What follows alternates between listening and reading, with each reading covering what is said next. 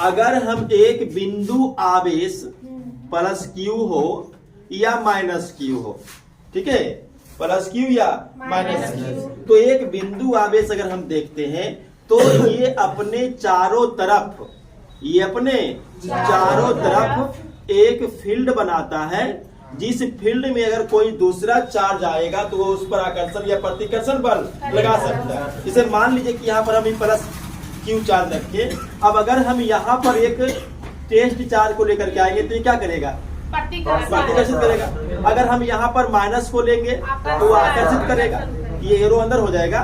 तो ये जो यहाँ तक का एरिया हम देख रहे हैं, फील्ड देख रहे हैं, इस फील्ड का नाम क्या है, इलेक्ट्रिक फील्ड, विद्युतीय क्षेत्र। यानी किसी आवेश की चारों ओर वह स्थान जहां पर आकर्षण बल या प्रतिकर्षण बल का अनुभव होगा उसको क्या बोलेंगे, विद्युतीय क्षेत्र। अब उसी चीज में एक और टॉपिक देखेंगे, नया टॉपिक है, इंपॉर्टेंट है, इलेक्ट्रिक पोटेंशियल, या कहीं कहीं पर इसको इलेक्ट्रिकल पोटेंशियल भी लिख देता है, पोटेंशियल, विद्युतीय विभव।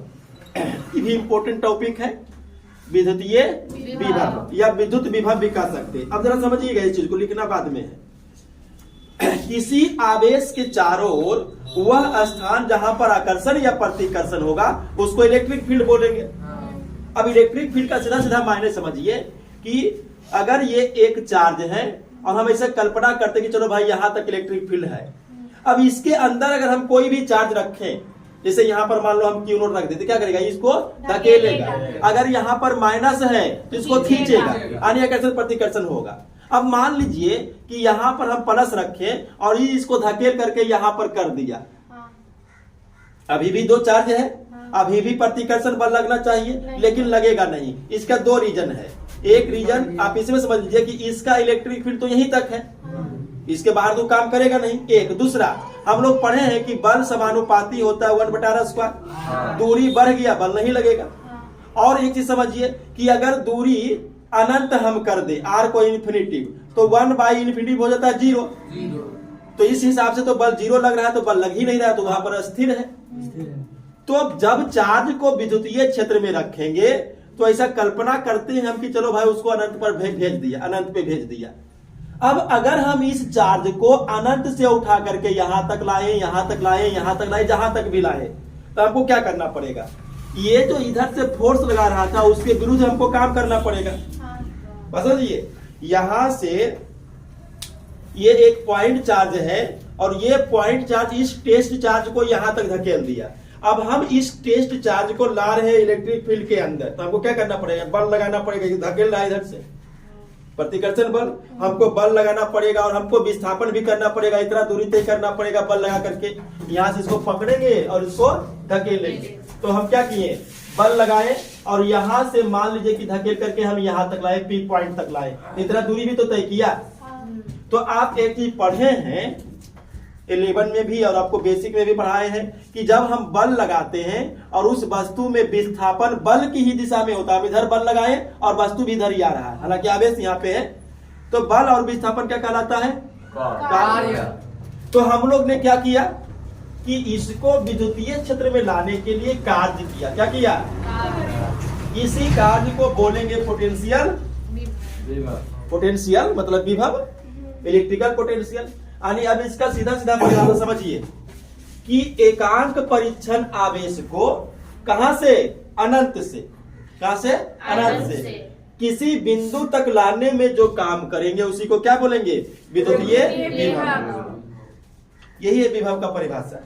एकांक परीक्षण आवेश को, ध्यान समझिएगा, एकांक परीक्षण आवेश को कहां से, अनंत से, कहां से, इन्फिनिटी से, अनंत से किसी बिंदु तक लाने में जो कार्य करना पड़ेगा वही क्या है, विद्युतीय विभव। असल में आ रहा है। यहाँ पर हम लोग क्या देखें कि यहाँ पर हम चलो भाई रखे क्यू को, ई ढकेल करके कहां तक ले जाएगा, अनंत तक, क्योंकि अनंत पे ले जाएगा तो बल नहीं लगेगा।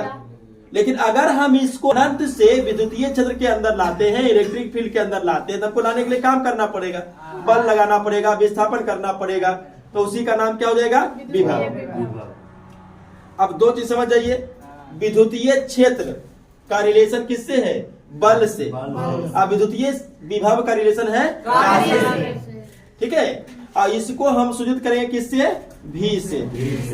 तो अब मान लीजिए कि Q नोट आवेश को जब हम लाते हैं P तक, अनंत से किसी बिंदु तक, के नाम कुछ भी रख दीजिए, P से जो भी रखना रख दीजिए। तो अनंत से किसी बिंदु तक लाने में किया गया कार्य मान लीजिए W है, कार्य का सिंबल W। तो जब हम Q नोट चार्ज को लाते हैं P तक, तो W कार्य किए। तो इसको थोड़ा सा मैथमेटिक्स करिएगा कि Q नोट चार्ज को लाने में W कार्य करना पड़ता है। तो एकांक परीक्षण आवेश, एकांक मतलब एक, तो एक परीक्षण आवेश को लाने में कितना काम करेंगे? और यही तो कहलाता है विभव।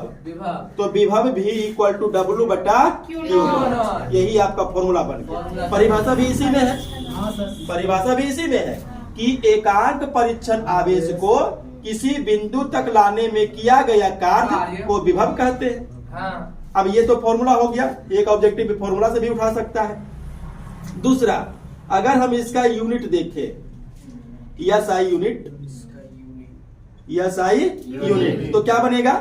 वर्ग के लिए जूल और बाई आवेश के लिए कूलम। तो इसको आप इस रूप में भी डिनोट कर सकते हैं, जूल पर कूलम। और जूल पर कूलम का ही एक और सिंबल होता है वोल्ट। वोल्ट यानी 1 वोल्ट हम कह सकते हैं 1 जूल प्रति कूलम, 1 जूल प्रति कूलम को। यानी 1 वोल्ट का विभव कब होगा? जब हम यहाँ से 1 कूलम का आवेश, 1 कूलम का आवेश लाते हैं और हमको 1 जूल खर्च करना पड़ेगा। कितना जूल? 1 जूल। तो 1 जूल खर्च करेंगे, 1 जूल काम करेंगे 1 कूलम को लाने में, तो हम बोलेंगे 1 वोल्ट हो गया, 1 वोल्ट हो गया। ये हो गया।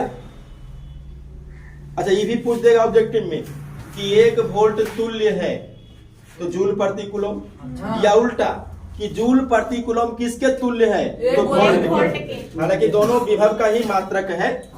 उसके बाद इसका बीमा भी पूछ सकता है, डायमेंशन पूछ सकता है।